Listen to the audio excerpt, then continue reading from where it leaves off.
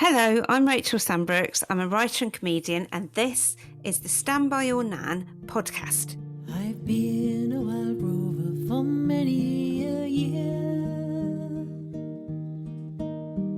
and I spent all my money on whiskey and beer.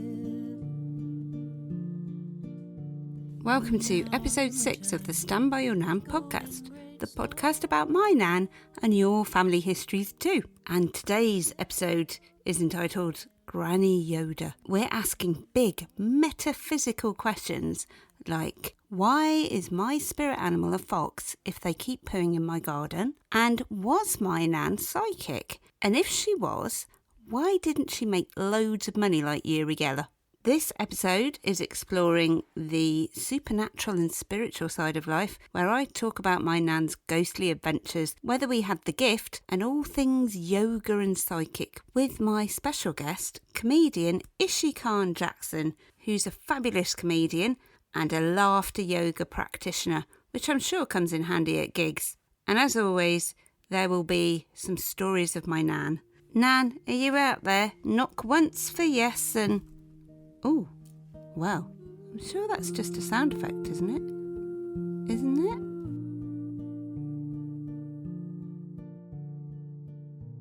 it? Nanecdote! My nan always told me that we came from a long line of white witches.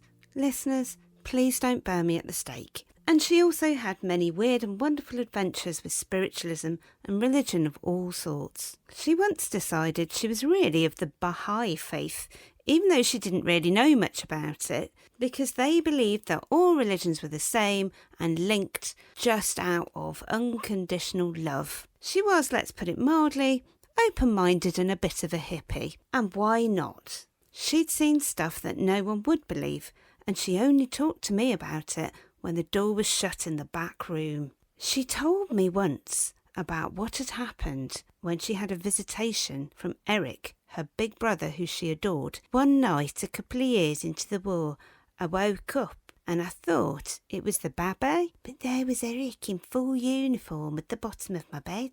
"What you doing here, Eric?" I asked, but he didn't reply, and then he disappeared. And we found out later he'd been killed in action. This ghostly sighting was not kind of unusual in the World Wars, but it must have set her on a path of discovery, along with her sister. They spent years holding strange spiritual circles with their friends.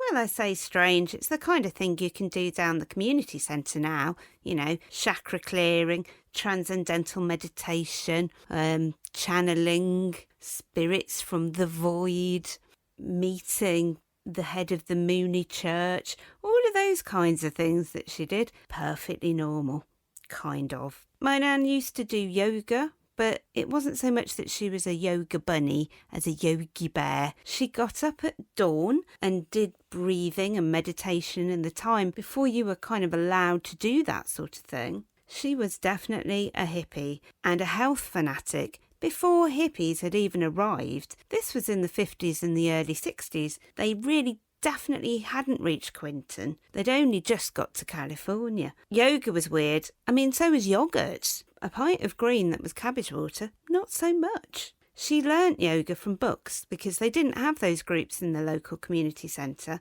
and I was always walking in on her healing someone. She completely changed her personality whenever I asked her about mystical things, which I was only allowed to ask when no one else was around. She looked at me as if her soul contained the secrets of the universe, and she was instantly transformed from the quiet round housewife into Granny Yoda. Eternal present moment, so it is. Mind you, it wasn't all pearls of wisdom. One day, she visited us when she was about 80, and my grandmother, who I'd only ever seen in dresses and skirts, turned up in a turquoise tracksuit, turquoise necklace, and a turquoise jumper. "You're looking very colourful today, Nan," I said. "Oh, yes, dear. I saw David Icke on Wogan last night." "Oh," I said. The night before, David Icke, the sports presenter, had declared himself the son of God on television. I mean, honestly, David Icke supporters, don't come hunting me. I'm just saying it was a bit of a shock at the time. And she said, Yes, I did. He's right, you know. That's why we have to wear turquoise. Oh, God, I said. Yes, that's right, she said. But then the following week, he started spouting about alien lizards taking over the planet. And to be fair, we never saw that turquoise tracksuit again. She quietly went back to painting instead.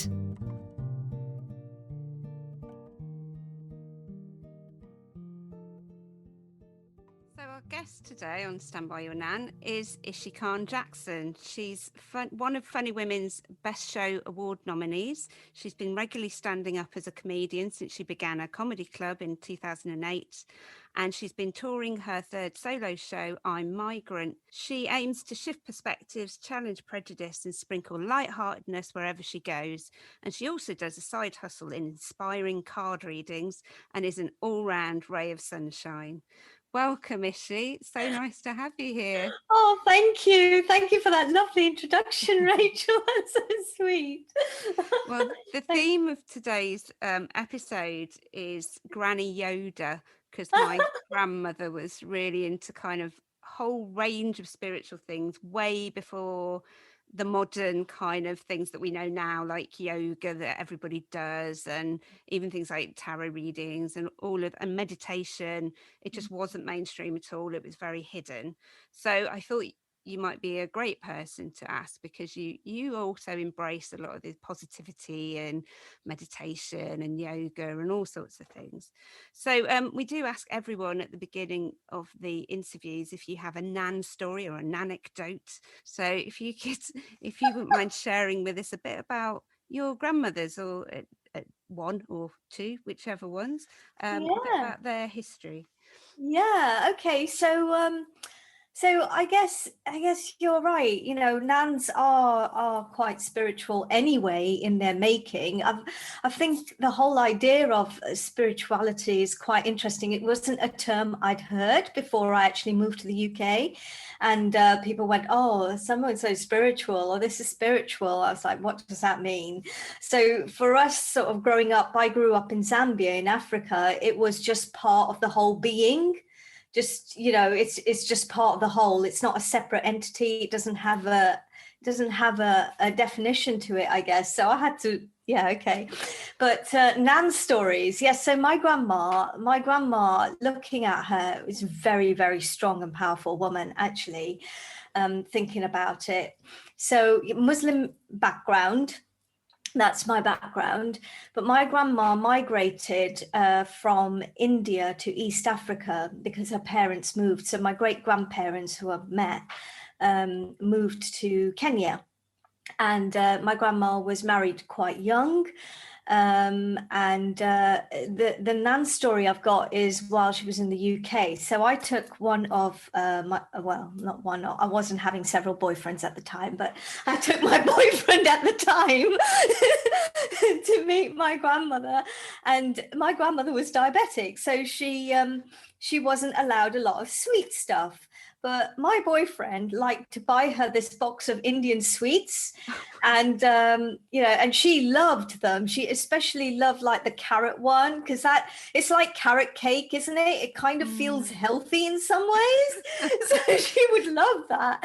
And then he'd buy, like, when he would go to the shop, they let you pick. It's like, you know, you pick which ones do you want, and he would always pick the ones that he likes the most. And I was like, really, what?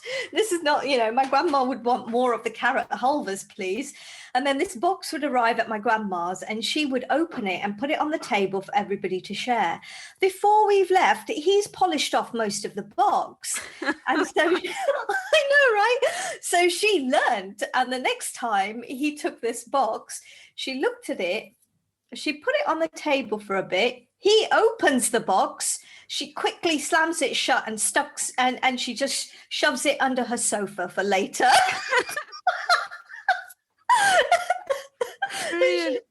She's just amazing. But I mean, one of her powerful moments was it was a family wedding. So again, this was, with a boyfriend, I arrived, and it was really frowned upon that I even had a boyfriend. My family kept it all quiet and hush hush. They were embarrassed in front of the community. A, he's not Muslim. B, he's white. And C, we're not married. So they were quite, it was quite a tense thing. Anyway, my grandmother and her sisters, really powerful women, turned up and went, well, we'll all go together then. And so we piled into this hall, and the groom notices my grandmother, doesn't want to take her on, doesn't want to take her sisters on. So he lets them walk, and then he calls me back and basically tells me that I'm not welcome there. So as I go into the hall, quite distraught and upset, I'm ready to leave, and then I go into the toilets and I'm bawling my eyes out. My grandmother comes and finds me and asks what happened, and I said, well, I'm going to have to leave because this is what he said. And she says, right, okay, that's fine. So she goes and finds the groom, grabs him, brings him into the loo, and makes him apologize. Wow. She says she's staying and so is her boyfriend, and you better get used to it, and they're going to have a meal, and that's the end of it. And her sisters piped up and said, well, this is absolutely ridiculous, because if you're going to do this, then we're all leaving. And of course he couldn't have handled the embarrassment of that, so yeah, we got to stay. So very powerful woman. Yeah, it sounds like they really had to confront the status quo in that kind of moment, that they challenged it, and that would have been really hard, especially at a wedding. That's when you're like most on your best behavior, isn't it? I know. You have to let. And she made like an extra gesture. She just grabs hold of his head and then brings it down to him, not the groom's head, my boyfriend's head, and looks around, makes sure everybody's looking, brings it down to her face, and then kisses him on the head. Oh. As if to say, I approve of this. Anyone else got a problem? Even though he stole her sweets every time. It sounds great. But where was she? So where did she grow up then? Did she grow up in India and then move to Kenya and then move to Zambia as well? Yes. And then the UK. And then the UK. Yeah. So I think, migration is part of our family roots, really, and history. In that sense, she's just very all embracing, and loving in lots of ways. And I mean, the thing about that particular wedding incident just shows me how spiritual she actually is or was, because if I think about it, you would expect the older generations to have a bit more of a bias. Yeah. And it wasn't that. And she was just encompassing and embracing, as were all of her sisters. So we have these ideas that, it's the elderly, they're stuck in their ways, or they're a little bit racist, or they're a little bit like this. And actually, spirituality doesn't see any of those differences. And that to me was proof of how spiritual, she's always been. In that sense, yeah, absolutely. That was definitely my nan's kind of philosophy. And yeah, it is that thing about, when Brexit happened and everybody started blaming the grands basically and saying they're all racist. And I was like, but my grandmother was this incredible role model who really, she wasn't allowed to show any of that to people, but she did used to kind of talk about it in private. Really, she'd say, we're all connected and we're all part of this kind of unconditional love. And she said that was all that she tried to do. She used to talk about following the kind of the real yoga, not just the movements, but about meditation. I was wondering if, given that I know that you used to do laughter yoga, or unless you still do it. So what's your understanding of yoga? Because I know a lot of people listening might think in terms of going down the gym and getting their abs. I mean, I like it. I enjoy it. I'm not as dedicated as I'd like to be. Yoga is about union. It's really about union. So it's about bringing yourself into alignment and making yourself completely whole. And nothing wrong with going to the gym. The gym focuses entirely on the physical. Yeah. Whereas yoga is quite subtle, where it focuses on the physical, but it focuses on the deep levels within our subconscious, which then start to shift our physical. So, for instance, yoga postures might look like, oh, somebody's just lying down and having a nap, or they're standing, in a mountain pose, for instance. But actually, the focus and the attention is really on bringing your presence into your body and bringing you into that moment and focusing on the muscles that you're using to stand upright and stand straight and see, are you standing straight? Are you slouched? So very simple looking postures, and you might not think you're doing anything, but actually the work you're doing is on a much deeper level and it's far more long lasting. I'd seen this lady in Zambia it was an event, and there was like a whole outdoor area where it was just like pebbles and gravel, and she sat on this gravel in what I now know, quite cross-legged pose, straight spine. And we all like sat cross-legged, my grandma would just like sit cross-legged. And that to me is not a deal. Like, how come people don't sit on the floor? We did that a lot. But yeah, she sat there and I thought, on the gravel, look how still she's sitting. And I was fascinated by this. And I must have been 8 or 9 at the time. So I went up to the lady and I asked her, I said, how come you could sit so still for so long? And she smiled, she winked, and she went, oh, yoga. Well, that was it. So I went to the library and I got a book and started to teach myself yoga. Yeah. And that was my journey into it, really. Well, I was laughing when you said you got a book from the library, is that's exactly how my nan learned yoga when in the 60s, when they didn't have any courses at all and it was seen as really weird.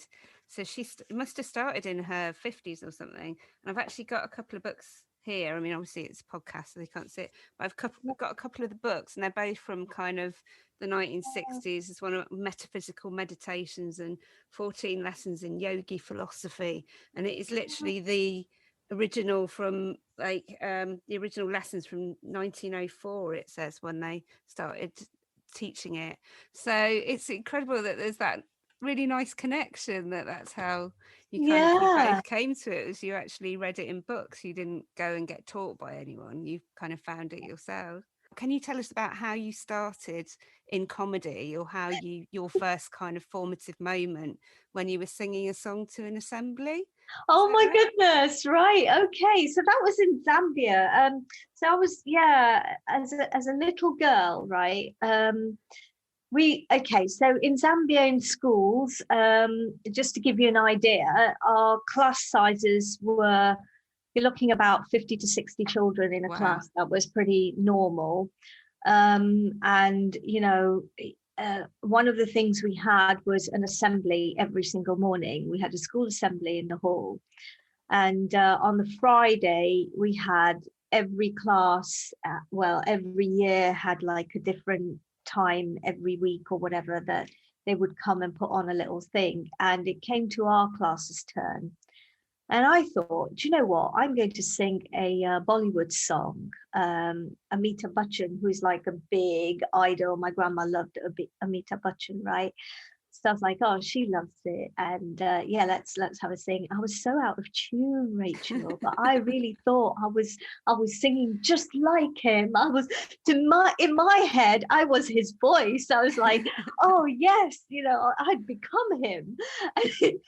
And the kids, because Bollywood, is sung in Hindi. The kids in Zambia didn't know the language. They didn't know the song, and they all just burst out laughing. And I was like really mortified inside, but I carried on.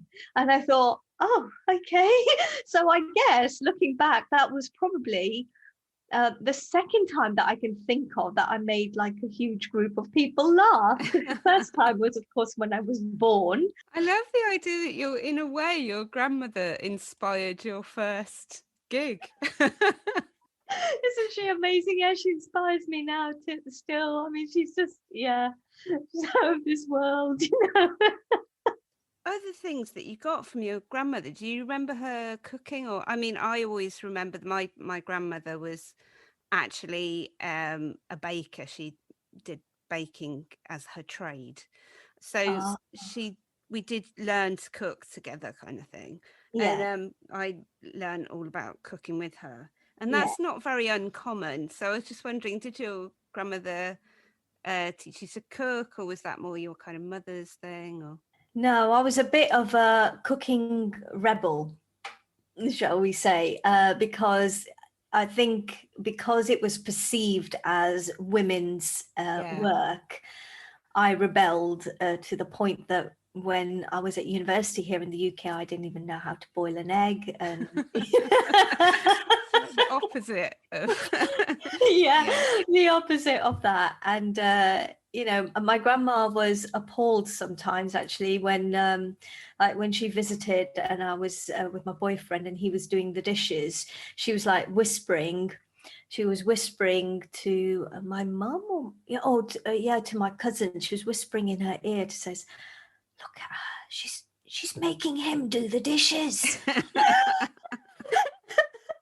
So she was really taken aback by even that idea. And you know, when I heard, I thought, oh, I wish I'd known. I could have said, yeah, he vacuums as well. And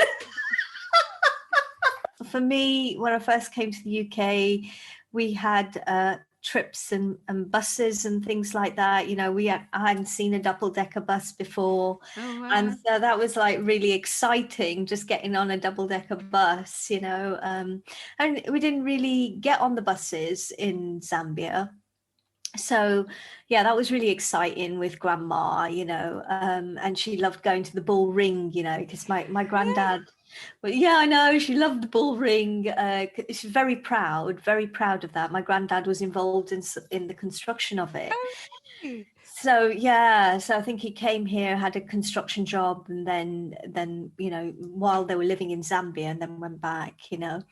But yeah, so she was very proud of the bull ring and she loved going there. So when I visited her when I was at school here, she'd make the most of it and say, come on, you can carry my veggies from the market.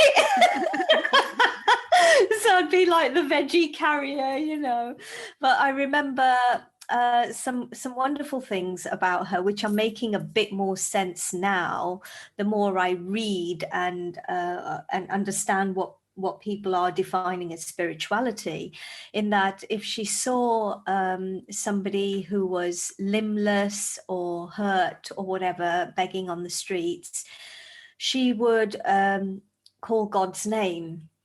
And I thought she was like, oh my goodness, no, I can't see that. But Yeah. actually what she was saying was looking at somebody who hasn't got limbs is actually reminding her to be grateful that God has given her limbs, Mm.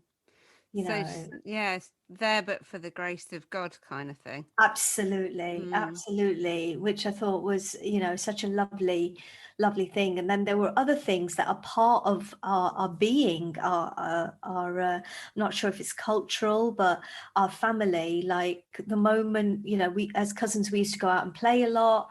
So when it was dinner time or whatever, we'd come in and the first thing we had to do was go and wash our hands and our face before we even sat at the table. Mm. And that, you know, has quite a profound spiritual impact, because just the idea of washing your hands, washing your face, is about cleansing the aura and Oh, making you okay. very present in the now. So there wasn't a thing of eating in front of TVs. You know, we didn't have that. If the whole family was getting together, which like on a Friday, it was my grandma, all my cousins, my uncles and aunts, we'd all go to my grandma's house. And there wasn't an issue again, oh, we haven't got enough chairs for the table. There was just a bed sheet thrown on the floor and everybody would sit on the floor. Oh wow. And so, we were used to that. Do you know what I Yeah. mean? And so when I see people saying, oh, well, I can't sit on the floor, that to me was quite a strange idea. And that idea that, elderly people especially can't sit on the floor was an even stranger idea, Yeah. because Because it they, wasn't, not what I'd grown up with. yeah. And so, yeah, I think in that. one of the good things that came out of my nan doing a lot of that kind of practice, because she'd get up at dawn and she'd I think she would sit cross-legged and do meditation or something at dawn. And she was 98 when she died in about 2009, so she was nearly a century old. But I remember her falling Wow. downstairs in her 90s and the doctor saying basically she bounced, because she kind of was so supple from doing many years of just kind of moving her body and doing all kinds of different things. Um, that, Wow. yeah, it kept her going really. And it was always a thing that was a little bit strange about her, that she did those kinds of things. But actually, I think it was always something that I admired, that she didn't really listen to what people were supposed to do. She did what she thought was good for her, really, and good for the body, and or just your mind, body, spirit, all of that. And Yeah. it was really like, yeah, it was really quite inspiring that somebody who didn't really have any education and Mm. learned so many things from books and just kind of did her own life really. Yeah, So yeah. My grandma didn't have education because, it was at a very young age. She was married off and stuff like that. So there was all that. Yeah, like I said, the purpose was for them to be married and breed, right? And keep the yeah, house really and look after the husband rather than get educated. So she's like, oh gosh, yeah, because I was the first of my cousins, I'm not the oldest, but I was the first of my cousins to actually go to university. yeah, So in our family, and at one point, like I was talking to the family and saying, "Oh yeah, my sister, I'd advise my sister," and she was like, "Oh, she shouldn't go to university because she'll find one as well." I said, "What do you mean she'll find one? She'll find a boyfriend." that's what you do when you go to university. And that was the last thing on my mind, I just crack up at some of her things, and she didn't know English, but she did very well in the UK still, or she was embarrassed. She knew a few words, but she was embarrassed about her accent and using Yeah. it and what have you and stuff like that. So I do remember like some "Oh, why are you always speaking to people in English?" She'd go, and like I think, oh, she understood absolutely everything. I'd be on the phone to my aunt in Zambia going, yeah, she's pretending to be sick so that my uncle comes and visits her. And the moment you finish the conversation, she goes, why did you say that?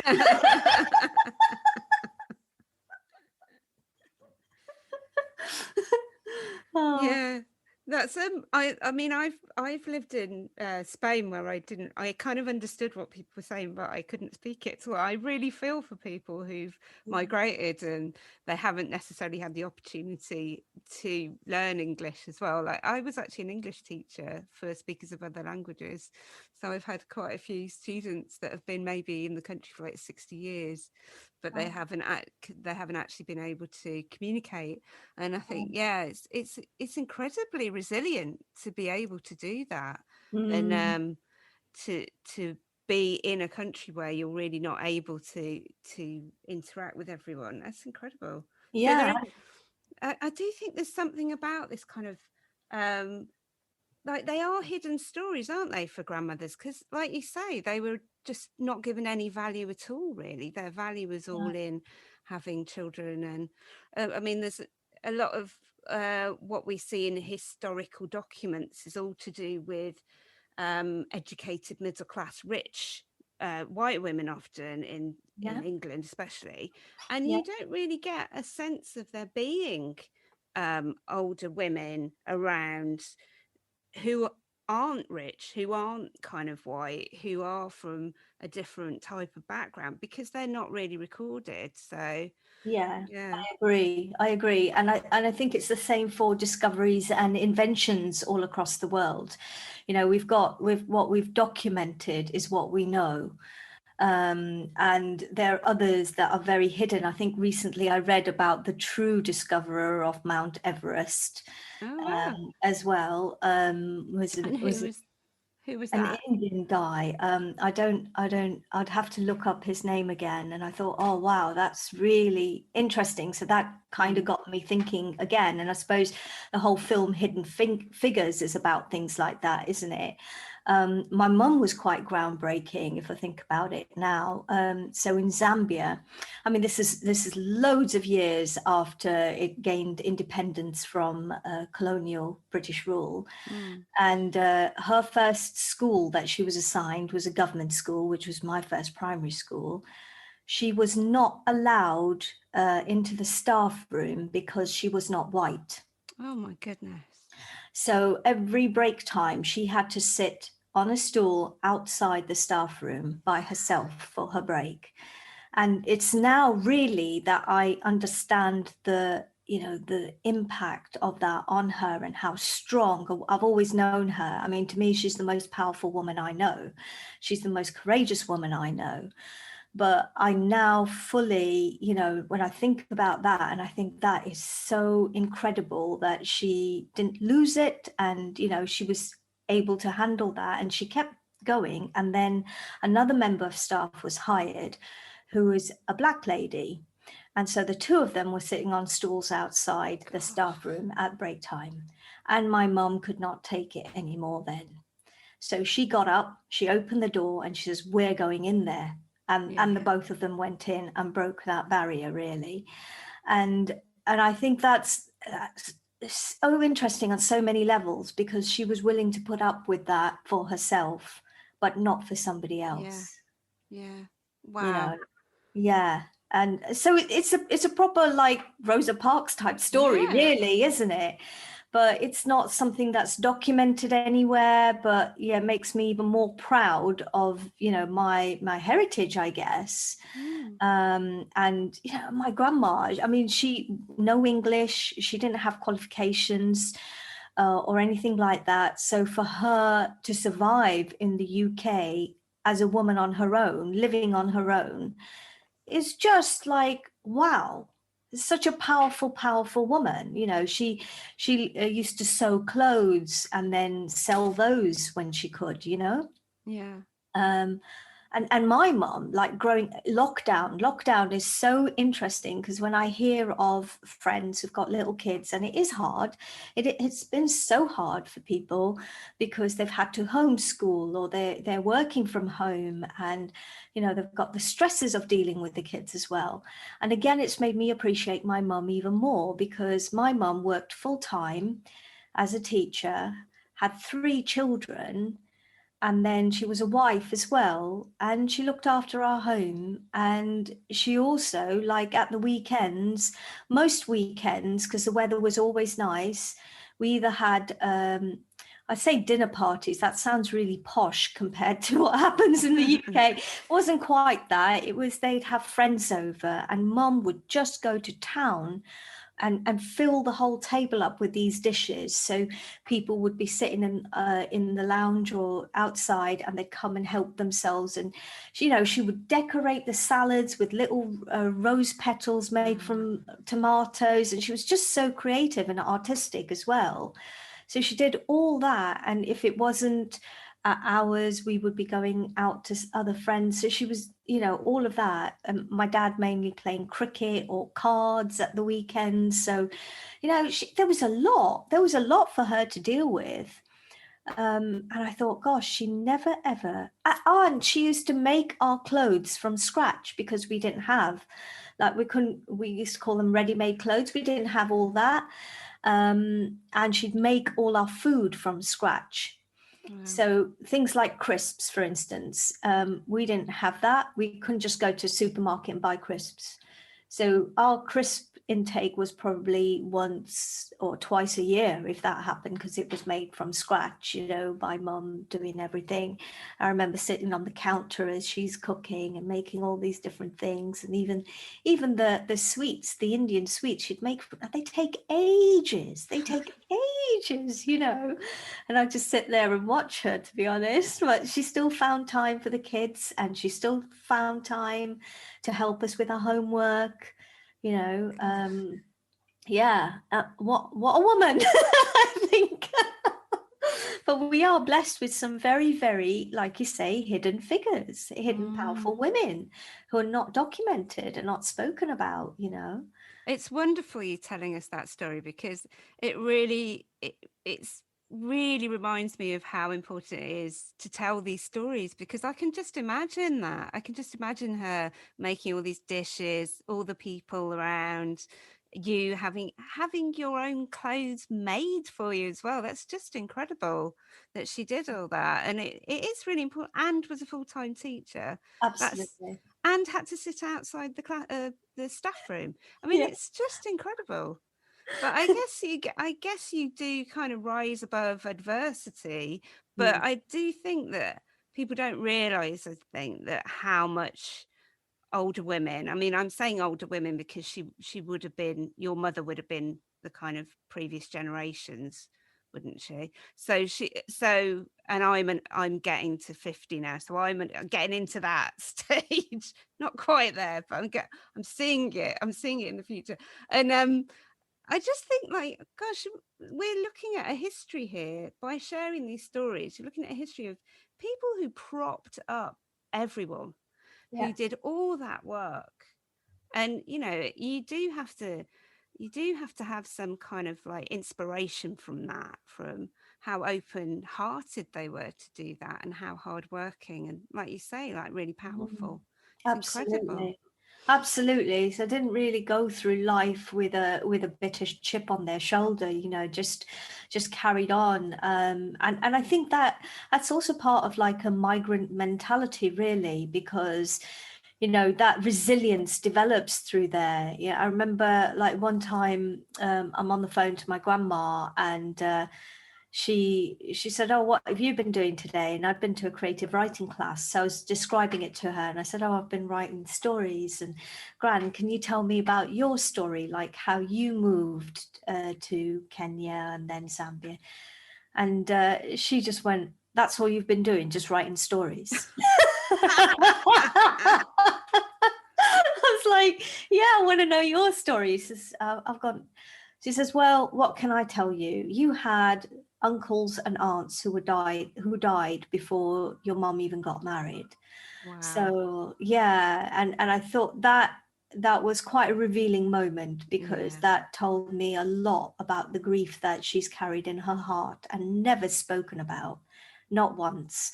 You know, with us, she's always laughing or joking, or you know, saying, "Oh, why are they doing that?" Or you know, what's this? And you know, just making us some delicious biryani or roast potatoes or things like that. But you know, she's carried that all her life, that Yeah. she had, you know, these other children who died, and you know, massive loss. Mm, very resilient, very powerful and resilient women. Yeah. I think there is a lot of kind of silence around lost stories like that. And like, I know with the Second World War, it's happened a lot, with people who did, like, that generation didn't really want to talk about it. They didn't want to talk about the horrors that went on. But my gran actually lost her brother in the Second World War, and she saw him. He arrived as a ghost, at the end of her bed, and she told me the story of that. And she was kind of woke up and went, "What are you doing here, Eric?" And he disappeared. And then she found out later that he died in combat. So Wow, yeah. that's So amazing. I was going to ask you if you'd ever seen a ghost, actually, because I was kind of like, I've always been very fascinated by that, because I'm sure there are loads of people who had that experience. It's a very common experience Yeah, to yeah. see your kind of lost loved ones, especially in the war. Yeah. I think so. I think my mum used to dream a lot about people who'd passed on. So one of the, Muslim funeral rituals is like the body gets washed, and it's in a certain ritualistic manner. And my mum was one of the people who always did that. Wow. 'Cause, yeah, she had a affinity to it for some reason. Maybe the siblings that she'd lost, I don't know. But yeah, so she and yeah, my mum became quite religious shortly after moving to the UK. Not, she wasn't, she was always religious, but not to the degree that she became when she moved to the UK. She started to wear the hijab here as well. But she would quite often dream, and sometimes the dreams were also happening at the same time. So it was almost like lucid dreaming. So she told me, like, when she was a child growing up in Kenya, they were being burgled, and at the same time she was dreaming that they were being burgled.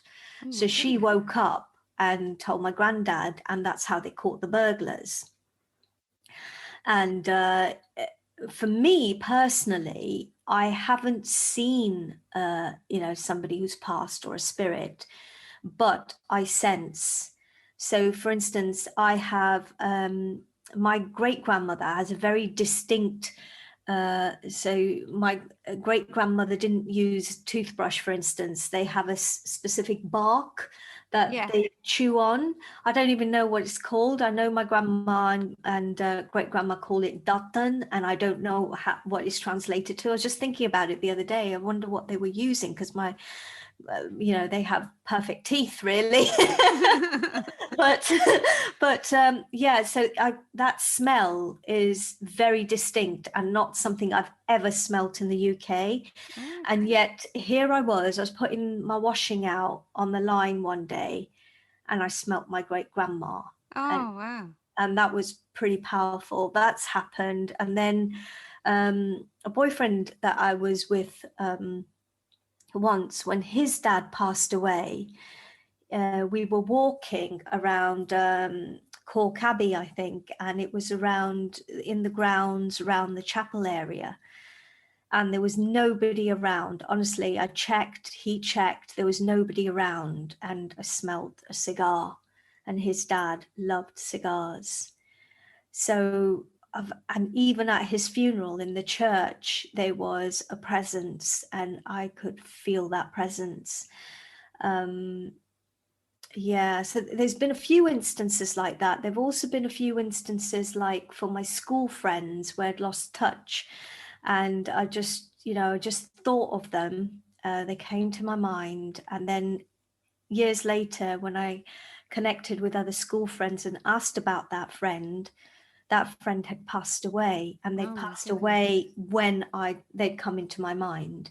So I've Mm. had instances like that are yeah, special moments. I think very special Mm. moments. Yeah. I love the idea that your great grandmother is still visiting you occasionally. I love that.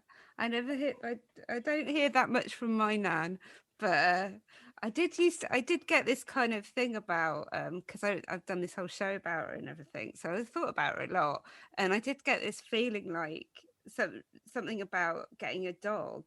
And I had this memory of how obsessed I was with the little dog that she had in a like a little it was like a little toy dog. It was really small, and I just had this kind of image of a little golden fluffy dog, and I have actually got a golden fluffy dog now.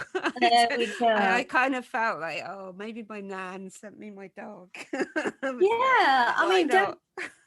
yeah, don't doubt that. That's and for you to write the show about her as well. I mean, she will definitely, her spirit will be involved in some way, Mm, in the process of all that information coming through. That's how I like to see it. I like to see it that way, that they're all around us, and they all just become one.